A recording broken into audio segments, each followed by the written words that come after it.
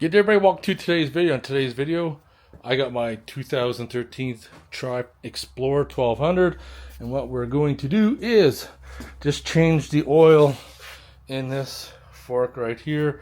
I did seals on the other one, but this one here, we're just going to change the oil. This is the only thing we have left to do. Take this out. We got to take this clip out right there, and then loosen up the bolts and get her out. First thing you got to do is get it up on the main stand.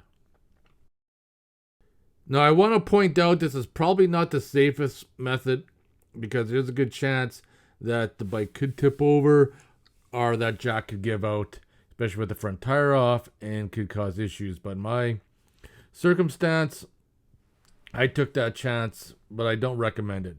Now we got to remove the plastic fender. Now, originally, I was just going to try to remove one fork at a time, so you don't necessarily need to remove those top bolts. I would leave it all connected and remove the whole fender out at once instead of doing what I did right here.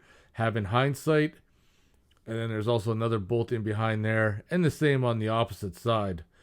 Then you got all your hoses and that. You disconnect them away from the fender. And I'm using my impact gun to remove the ABS sensor and just going to have that off to the side. And now I'm removing the two bolts for the brake caliper. Get those out of the way. And then I have some bungees hanging up from the bike that I am going to hold the brake caliper up with because I don't want any issues with the lines just kind of hanging there and adding more stress. I'm just having a quick look at the brake lining too. I need to replace them.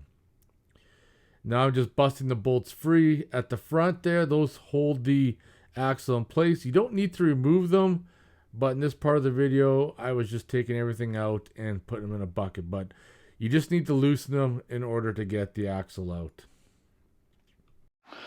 Now this might be a gatekeeper for some. It is a 17 millimeter. Same with the other side. We got the brake caliper there and all the plastic pieces for the fender. Just have a look at the axle. Now I'm going to remove the brake caliper on the opposite side. And this is where I realized that the brakes are really worn and I need to take care of those like ASAP. But for right now, I'm just going to take them off and hang them up until I get new brakes come in. Now I'm using the impact to get that axle free. And I busted it free, but that axle is kind of stuck in there. But don't be alarmed. This you got to be careful. I just used a brass hammer and I tapped it through. And then carefully took the tire off and the fender. Now with everything supported, you got a little hanger there on the one side that has the brake lines. You just want to remove that screw and you can leave that bracket hanging on the tube if you want. And then there's two screws up there that hold the fork in place. Those are your main ones. You got to loosen those off. It's kind of tight in there, so not really any kind of B-roll. So I'm just going out here and using like a little extension, which makes it easier. Hold the bike, like I said before. Not the greatest setup as far as the stand goes, but it's working for me. Because you don't want the bike to come down forward. Because then it might tip over on you and damage the bike and do other things. So I got those free, and then I'm double checking the looseness on that cap up top so I can get that loosened up before I take the tube out. And then there's one more bolt right there. You gotta loosen that one off, and that's the only thing that's holding that tube in place are those three bolts. Then once that one's loosened up, you'll be able to get the tube out. So I'm just busting it free a little bit. And you may have to use a rubber mallet and kind of tap down on the tube just to get it to move. And then it'll just drop right out. It's pretty easy. It'll take a couple hours. This is a good opportunity. I'm using some brake cleaner to clean up the fork as best as I can to get all the oils and grease or who knows what else, road rash. And then once that's done, I remove the top.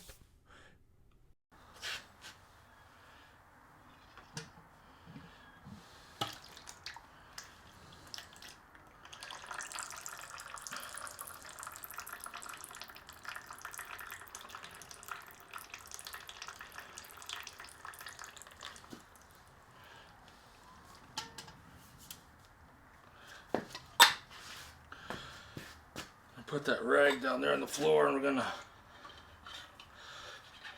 pump that dampener.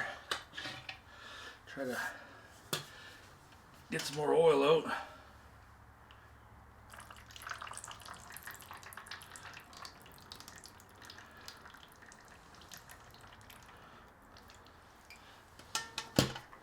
Try to pump it some more.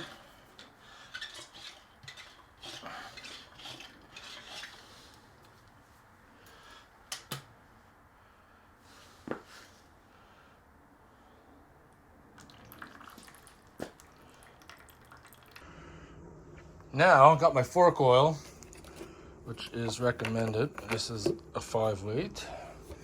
And we need like 664 mils of oil.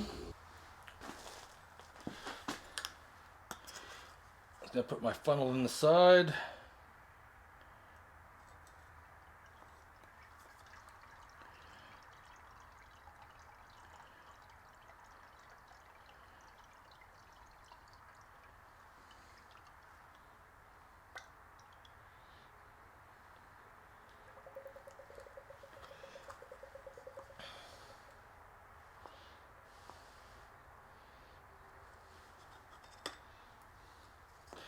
Now I'm gonna pump it.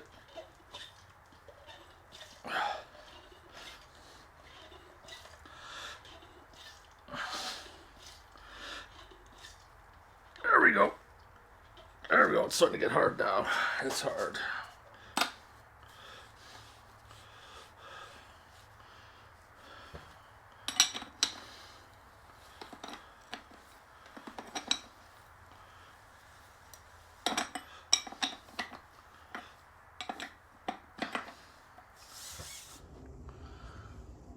So that's what 2 mils is. So I talked about before is that 2 mils is basically all it does is hang out at the top of the bracket. And getting the fork back in will go in so far that it might get stuck. And I just use a mallet and I just lightly tap it. And I tap it up into place. And if you go too far, I just take the handle of the mallet and I just tap it down until I get it into the correct spot. Then you retorque everything. So there you are. I hope you guys enjoyed this video. If you have any questions or comments, post them below.